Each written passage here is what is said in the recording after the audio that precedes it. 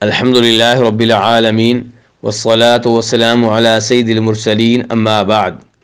ایک بھائی نے ایسے جانور کی قربانی کے بارے میں سوال کیا ہے جو کہ خصی نہ ہو، تو گزارش یہ ہے کہ قربانی کا جانور خصی ہو تب بھی ٹھیک ہے اور خصی نہ ہو تو تب بھی ٹھیک ہے۔